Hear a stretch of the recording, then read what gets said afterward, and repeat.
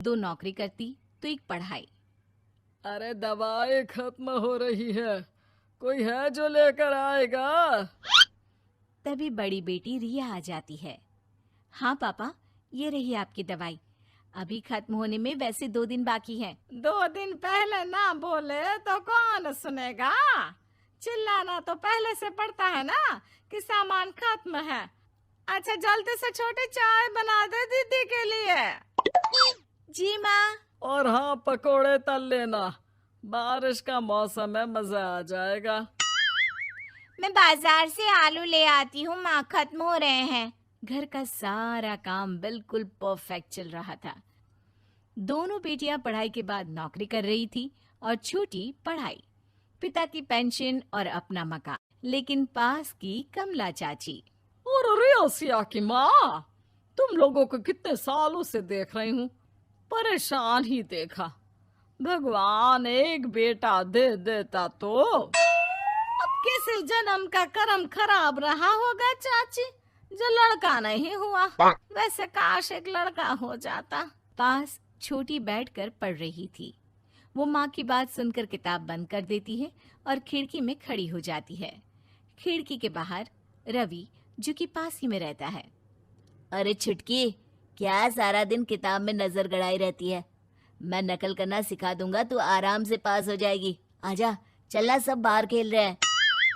तू तो लड़का है, फिर पढ़ता क्यों नहीं? तेरे सर पर तो माँ पिता की जिम्मेदारी भी है ना। कैसी बात कर रही है यार? जिम्मेदारी मेरी नहीं, पिता की है। पिता की क्या जिम्मेदारी, बता। देख, माता पिता लड़की की शादी के लिए पैसा जमा करते हैं, उसकी शादी कराते हैं, उसे पढ़ाते भी है ना? हाँ, वो तो सभी माता पिता करते हैं। क्या लड़की की शादी नहीं करते? उसकी भी तो करते हैं ना। हाँ करते हैं, लेकिन क्यों, कैसे? सुन, वो लड़के को पढ़ाते हैं इसलिए कि वो बुढ़ापे का सहारा बनेगा। शादी करते हैं कि उसकी बीवी आकर घर संभालेगी। लेकिन बेटियों के लिए कोई स्वार्थ होता है? नहीं ना। तभी तो पैदा होते ही मुंह बन जाता है। अब तू सोच, तू किसी के घर जाए और वो तुझे देखकर मुंह बना ले तो कैसा लगेगा? वो तो पागल होते हैं। बेटियां जीवन भर माँ बाप के लिए सोच ले, लेकिन फिर भी वो उसे अपना नहीं मानते।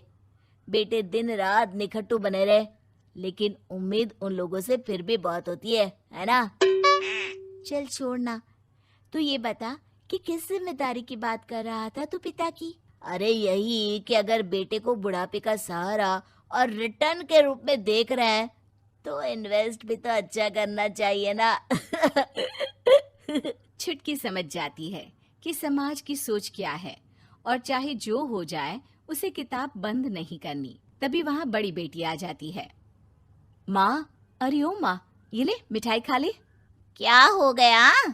लड़का पसंद आ गया क्या कोई? भाई ऐसा हो तो मिठाई ना ही खिला, चली जाएगी तो घर कैसे चलेगा? अरे लड़की को क्या जीवन भर बिठाने का इरादा है? तू बता बेटी, किस चीज की मिठाई खिला रही है, क्या हो गया? अरे पापा, आपको पता है ना, जिस डॉक्टर के अंडर में मैं काम कर रही थी, उन लोगों ने मेरे काम को देखते हुए मेरी स्कॉलरशिप पास करवा दी है। अब अस्पताल में ही क्लास चला करेगी, आगे की पढ़ाई भी और पैसे की कमाई भी। ये तो अच्छी बात है। तू पढ़ जाएगी तो छोटे को भी अपनी राह लगा लेना। बाकी मजली तो वैसे ही ऑलराउंडर है। तीनों बेटियों के बाद भी उन लोगों के घर किसी चीज की कमी नहीं थी।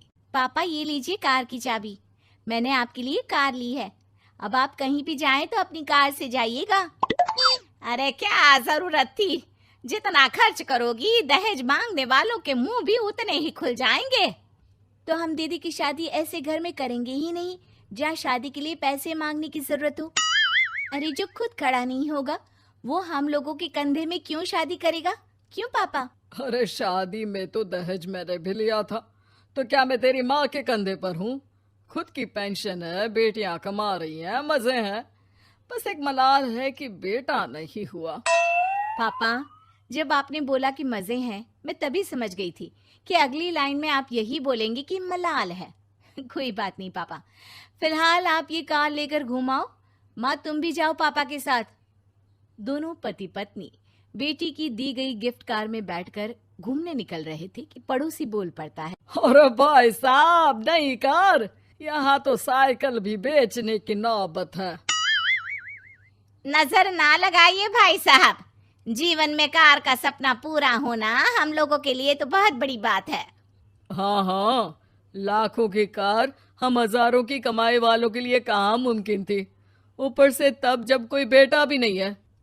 वैसे भाई साहब, आपकी साइकिल बिक क्यों रही है? भगवान की दुआ से तो आपके 4 लड़के हैं। हाँ हाँ, आपको तो हेलीकॉप्टर से घूमना चाहिए।